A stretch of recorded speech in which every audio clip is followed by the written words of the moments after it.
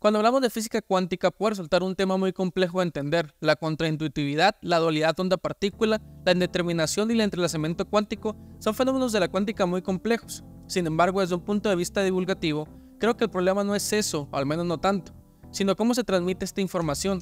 Creo que para entender realmente qué es la cuántica hace falta retroceder un poco en el tiempo, y al igual que los científicos de antaño, ir viendo paso a paso cómo llegamos a donde estamos, y cuáles son las bases y los fundamentos que crearon esta manera de ver el universo. En esta serie de videos hablaremos de microfísica, un poco de química y el descubrimiento del átomo, la evolución de los modelos atómicos, la luz y el electromagnetismo, hasta llegar a los comienzos y el desarrollo de la antigua mecánica cuántica. Quiero empezar hablando un poco acerca de la visión que tenía Aristóteles sobre el arjé, la llamada búsqueda del principio. De dónde vienen al llegar a ser y a lo que se vuelven cuando al fin se corrompen, persistiendo en ellos la substancia con sus variables modificaciones. Verán, en la antigüedad existían distintas culturas y maneras de ver el arjé. Una de las más importantes fue la definición del elemento, y aunque era un poco distinto al concepto actual que teníamos, algunas cosas tenían en común. Los antiguos buscaban qué era esto, qué es lo que existe y qué es lo que permanece tras los cambios, qué es lo esencial. Tomamos el elemento como una estructura y un ingrediente indispensable y primogénito, elemental para la vida y la realidad. Según la filosofía india, la realidad está compuesta por 4 elementos: la tierra, el agua, el fuego y el aire, aunque a veces agregaban o representaban un quinto elemento, el éter, del cual vamos a hablar un poco más adelante. Para los budistas, la individualidad de los objetos era solo una mera ilusión. Lo que realmente existía era un todo unificado. Los elementos que componen esta realidad son más bien un engaño en nuestra percepción gracias a nuestros sentidos limitados. Para la filosofía china existían 5 elementos: la tierra, el agua, el fuego, la madera y el metal, donde los 3 primeros tienen una mayor importancia, mientras que para los griegos antiguos, los órficos, había solamente 3 elementos: el fuego, el agua y la tierra. Para estas civilizaciones antiguas, estos eran los ingredientes del principio, lo más elemental de la realidad, aunque existieron personajes importantes que tenían una visión específica de estos. Uno de ellos fue Tales de Mileto, quien pensaba que toda la vida tiene su origen en el agua, y tenía su pensamiento sustentado en un par de cosas. La primera es que el agua era el único elemento que era polimórfico. Se encontraba en forma líquida, gaseosa o incluso sólida cuando estaba en forma de hielo. Sin embargo, tiene un punto que a mi ver era un poco más importante: la humedad. Verán, cuando un ser está vivo, ya sea un humano, un animal o incluso una semilla, se encuentra en ella agua, humedad, mientras que al morir todo se seca, todo carece de humedad.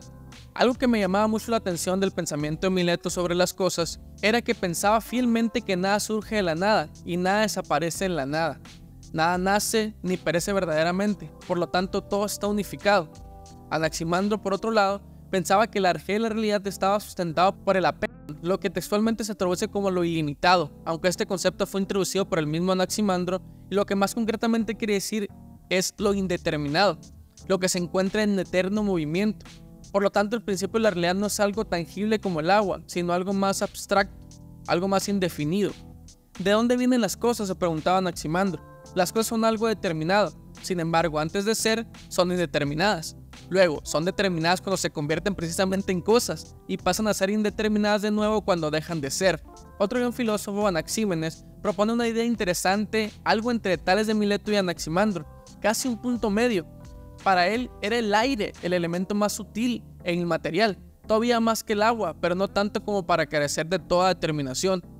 Hay algo que tomar en cuenta: no se debe entender el aire como lo entendemos ahora, sino como algo más sutil, algo casi imperceptible que actúa desde la peculiar invisibilidad que lo caracteriza y manifestándose en el movimiento de las cosas cuando choca contra ellas. De hecho, según Anaxímenes, los demás elementos salen precisamente del aire.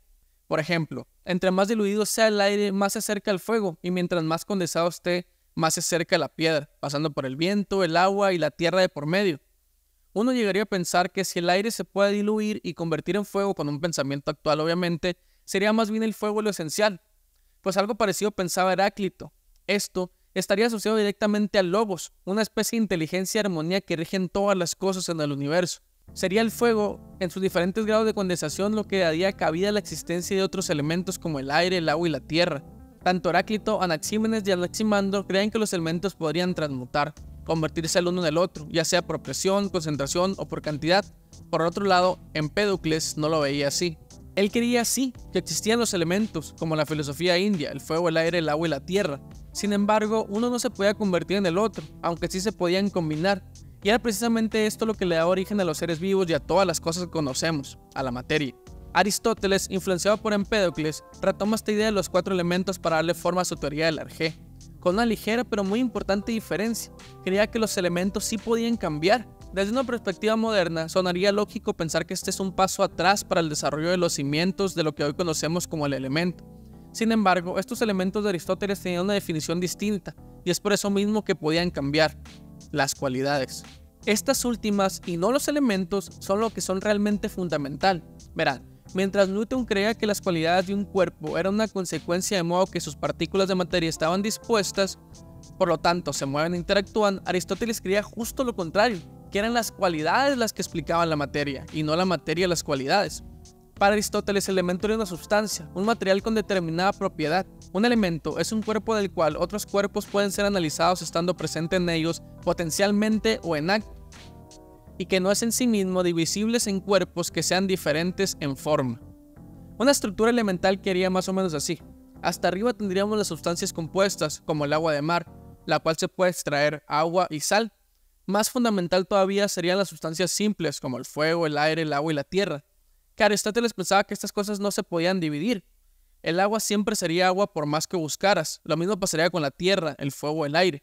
Pero más elemental todavía, más primogénito se puede llamar así, serían las cualidades primarias: lo seco, lo húmedo, lo caliente y lo frío. Por ejemplo, una combinación de lo seco y lo caliente daría el fuego, por lo tanto el fuego no podría ser una cualidad primaria, pero sí una sustancia simple.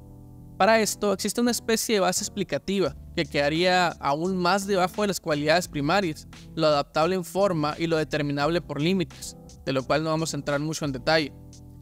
Podemos observar la importancia de la filosofía y la ciencia antigua en la búsqueda de comprender lo esencial de la realidad, cómo diferentes culturas y filósofos tenían opiniones distintas sobre los elementos fundamentales y cómo estos conceptos influyeron en su visión del mundo y la existencia.